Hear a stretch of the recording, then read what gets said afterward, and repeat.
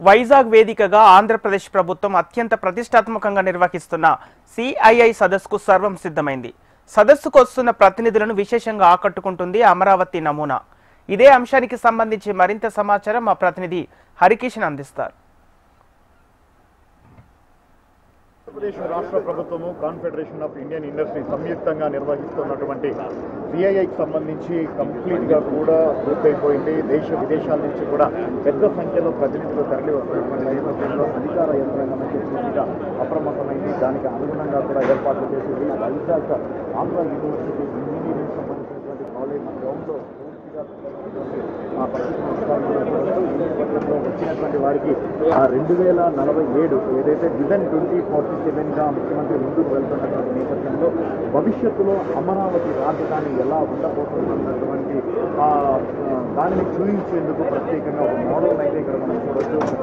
స్పెషల్గా ఏవేవైతే నిర్మాణాలు రాబోతున్నాయి దానికి సంబంధించి వచ్చేటటువంటి డెలిగేట్స్కి అలాగే అధికారులకు ప్రపంచ దేశాల ప్రతినిధులకు చూసే విధంగా ప్రత్యేకంగా ఒక మోడల్ అయితే ఇక్కడ ఏర్పాటు చేయడం జరిగింది. ఆంధ్రప్రదేశ్ ప్రభుత్వం అత్యంత ప్రతిష్టాత్మకంగా అమరావతిని నిర్మిస్తామని చెప్పేసి ఇప్పటికీ చెప్తున్నటువంటి నేపథ్యంలో మరోవైపు ప్రజలు నచ్చే రాజధానిని ప్రపంచం మెచ్చే రాజధానిని నిర్మిస్తామని చెప్పేసి కూడా ముఖ్యమంత్రి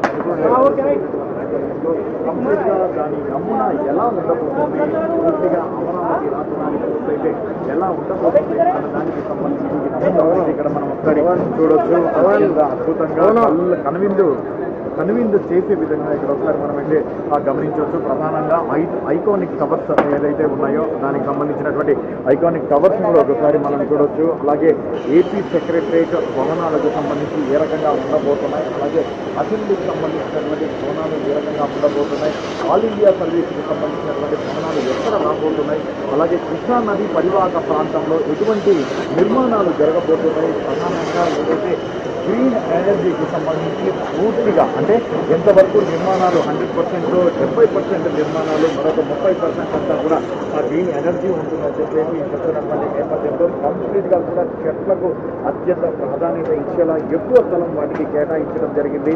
మరోవైపు ఇటు అమరావతికి సంబంధించి ఏదైతే కొండవీడు వాగుందో సో ఆ వాగు ఎక్కడి నుంచి ఎక్కడ కూడా ప్రవహిస్తుంది, అదే అలాగే దాని మీద వస్తున్నటువంటి 3 రిజర్వాయర్స్ ఏవైతే ఉన్నాయో వాటికి సంబంధించి కూడా ప్రత్యేకంగా చూపించడం కూడా జరిగింది. సో వచ్చేటటువంటి ప్రకృతి పరంగా ఉన్నటువంటి వాటిని కూడా ఉపయోగించుకుంటూ అత్యంత సుందర నగరంగా అమరావతిని తీర్చిదిద్దేందుకు కూడా ప్రత్యేకంగా ఇప్పటికే డిజైన్లు చేసినటువంటి నేపథ్యంలో వాటికి సంబంధించినటువంటి నమూనాలను ఇక్కడ ప్రదర్శిస్తున్నటువంటి తీరు ప్రతి ఒక్కరిని కూడా ఆకట్టుకుంటున్నటువంటి పరిస్థితి కూడా లేకపోలేదు.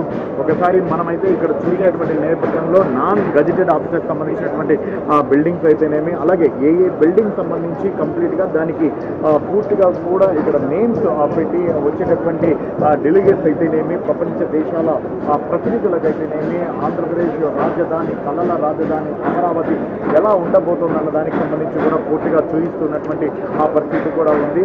సో కాన్ఫెడరేషన్ ఆఫ్ ఇండియన్ ఇండస్ట్రీతో పాటు అలాగే ఇటు రాష్ట్ర ప్రభుత్వం ఈ కార్యక్రమాన్ని అయితే సంయుక్తంగా నిర్వహిస్తున్నటువంటి నేపథ్యంలో లక్షల కోట్ల పెట్టుబడులు ఈ ప్రాంతానికి తరలి వస్తాయి. దీని ద్వారా ఉద్యోగ ఉపాధి అవకాశాలు కూడా పెద్ద సంఖ్యలో వస్తాయనేటువంటి ఆ నేపథ్యంలో దానికి అనుగుణంగా అడుగులు వేస్తున్నటువంటి నేపథ్యంలో ఏదైతే ముఖ్యమంత్రి చంద్రబాబు కళల రాజధానిగా ఉన్నటువంటి అమరావతిని కూడా చూపిస్తున్నటువంటి పరిస్థితి ఉంది. కంప్లీట్గా అత్యంత అధునాతన సాంకేతిక పరిజ్ఞానాన్ని ఉపయోగించుకొని ఈ నిర్మాణాలను అయితే నిర్మించబోతున్నటువంటి పరిస్థితి ఉంది.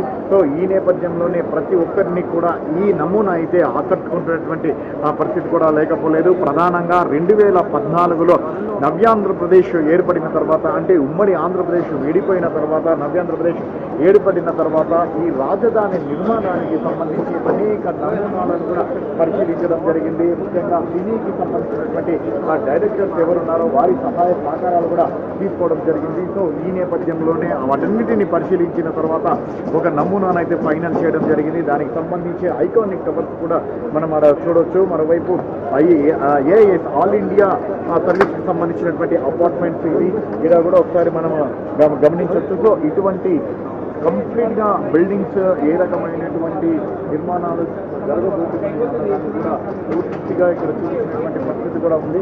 మొత్తానికి మాత్రము సిఐఐ సంయుక్తంగా నిర్వహిస్తున్నటువంటి ఈ కార్యక్రమాన్ని సక్సెస్ చేసేందుకు అలాగే భావి తరాల ప్రజలకు అంటే ముఖ్యంగా ఆంధ్రప్రదేశ్ ప్రజలకు అమరావతి ఎలా అభివృద్ధి చెందబోతుందో అన్నటువంటి విధానాన్ని చూపించేందుకు ప్రత్యేకంగా ఈ వేదికను ఉపయోగించుకున్నటువంటి పరిస్థితి అయితే ఉంది. ఈ నేపథ్యంలోనే ఇప్పటికే లక్షల కోట్ల పెట్టుబడులు పెట్టేందుకు దేశ విదేశాల నుంచి పెద్ద సంఖ్యలో ప్రతినిధులు అయితే ఈ వైజాగ్ వేదికగా జరుగుతున్నటువంటి ఈ కార్యక్రమానికి తరలి వస్తున్నటువంటి నేపథ్యంలో భవిష్యత్ అమరావతితో పాటు ఆంధ్రప్రదేశ్ ఎలా ఉండబోతోందని మాత్రం చూపించబోతోంది కూటమి ప్రభుత్వం.